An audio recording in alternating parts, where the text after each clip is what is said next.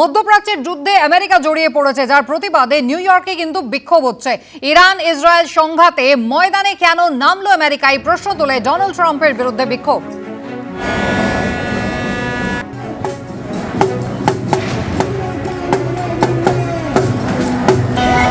চন্দনদা শান্তির কথা বলছিলেন, কিন্তু অথচ দেখুন এই নোবেল শান্তি পুরস্কার সেই নিয়েও কিন্তু একেবারে ডোনাল্ড ট্রাম্প তিনি কতটা এগিয়ে রয়েছেন এই প্রশ্ন যখন উঠতে শুরু করেছিল, তার মাত্র কয়েক ঘন্টার মধ্যেই আমরা দেখলাম যে একেবারে রণাঙ্গনে সরাসরি নেমে পড়লো প্রবল ক্ষমতাধর মার্কিন যুক্তরাষ্ট্র।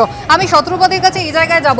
সদ্য ভারতের আর্থিক পরিস্থিতির নিরিখে আমরা 11 থেকে 4 নম্বর স্থানে গেছি, অর্থাৎ উন্নয়নশীল থেকে উন্নত দেশ হওয়ার দিকে এক ধাপ, একটা বড়সড় লিপ বলা যেতে পারে। তাহলে সেখানে এই ইসরায়েল বন্ধু দেশ, ইরানও আমাদের বন্ধু দেশ, আমেরিকাও প্রধানমন্ত্রীর অত্যন্ত কাছের, কয়েকদিন আগেই ডোনাল্ড ট্রাম্প পরম মিত্র ভালো মানুষ বলেছেন নরেন্দ্র মোদীকে, সেখানে কোথাও প্রভাব পড়বে না তো আমাদের অর্থনীতিতে?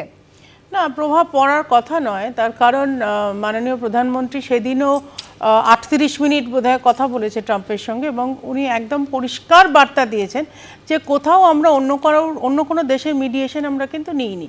এবং ডোনাল্ড ট্রাম্প নেমন্তন্ন করেছিল লাঞ্চে, উনি কানাডা থাকা সত্ত্বেও উনি আমেরিকা গেলেন, আর মাননীয় প্রধানমন্ত্রী খুব পোলাইটলি বললেন যে আমার সময় নেই।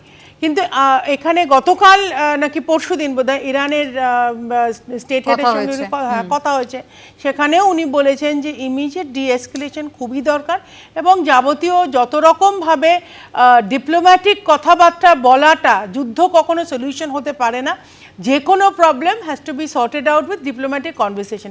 এটা তুমি দেখবে যে তোমরাও বোধহয় কালকে থেকে দেখাচ্ছিলে, পীয়ূষ গোয়েলও মানে as honourable minister of commerce and industry উনিও এই কথাটাই বলেছেন যে তুমি যেহেতু বললে যে ইকোনমিক পাওয়ার হিসেবে আমরা এখন 4th largest in the world, তো ন্যাচারালি কমার্স অ্যান্ড ইন্ডাস্ট্রি মিনিস্টারও একই কথা বলেছে যে আমরা মনে করি ভারতীয় দেশ হিসেবে প্রধানমন্ত্রী বারবার এটা ক্লিয়ার ইন্ডিকেশন দিয়েছেন যে যতটা সম্ভব ধৈর্য ধরে কথা বলে দুটো দেশের মধ্যে মীমাংসা করে নেওয়া দরকার।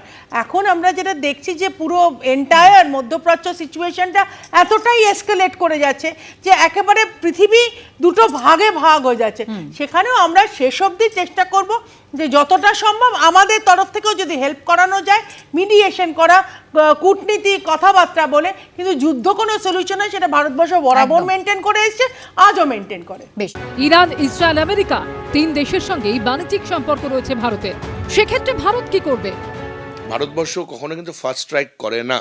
যতগুলো যুদ্ধ হয়েছে, রিসেন্ট যে লো ইন্টেন্সিটি কনফ্লিক্ট হলো, সেখানেও দেখা যাচ্ছে ভারত কিন্তু প্রাথমিকভাবে যুদ্ধ কখনো করেনি, সেকেন্ড স্ট্রাইক করেছে। সেটা আত্মরক্ষা প্রতিটি রাষ্ট্রের আসে। ভারতবর্ষকে এবার প্রয়োজন নিজের যে নীতি, অর্থাৎ শান্তি প্রতিষ্ঠার লক্ষ্য, সেটাতে অটুট থেকে শান্তির বার্তা ছড়িয়ে অন্যান্য দেশকে সঙ্গে নিয়ে এগিয়ে যাওয়া।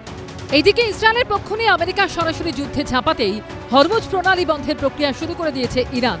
সে দেশের সংসদ হরমুজ প্রণালী বন্ধ করার অনুমোদন দিয়েছে, তবে চূড়ান্ত সিদ্ধান্ত নিরাপত্তা বাহিনীর উপর ছেড়ে দিয়েছে। তাতে চিন্তার ভাঁজ পড়েছে ভারতের কপালেও। বিশ্বজুড়ে তেল সরবরাহের জন্য এই প্রণালী খুব গুরুত্বপূর্ণ। বহু দেশের অর্থনীতি নির্ভর করে হরমুজ প্রণালীর উপর। হরমুজ প্রণালী একটি গুরুত্বপূর্ণ জলপথ যা সৌদি আরব এবং ইরানের মধ্যে অবস্থিত। এটি বিশ্বের অন্যতম ব্যস্ত জলপথ। এই পথ দিয়ে প্রতিদিন 2 কোটির বেশি ব্যারেল অপরিশোধিত তেল সরবরাহ করা হয়। বিশ্বে জ্বালানি সরবরাহের 20% থেকে 25% হয় এই প্রণালী দিয়ে। হরমুজ প্রণালী দিয়ে বিশ্বের 20% থেকে 30% লিকুইফাইড ন্যাচারাল গ্যাস বা এলএনজি সরবরাহ হয়। ইরান হরমুজ প্রণালী বন্ধ করে দিলে স্বাভাবিকভাবে বিশ্বের বাজারে তেল ও প্রাকৃতিক গ্যাসের যোগান কমবে, দাম বাড়বে। আর অপরিশোধিত তেলের দাম বাড়লে ভারতেও পেট্রোল ডিজেলের দামে আগুন লাগবে। পরিবহনের খরচ বাড়লে চরচর করে বাড়বে অন্যান্য জিনিসের দাম। নেতিবাচক প্রভাব পড়তে পারে ভারতের শেয়ার বাজারে, পড়তে পারে টাকার দাম। যদিও কেন্দ্রীয় পেট্রোলিয়াম মন্ত্রী হরদীপ সিং পুরী টুইটে জানিয়েছেন পরিস্থিতির দিকে নজর রাখা হচ্ছে।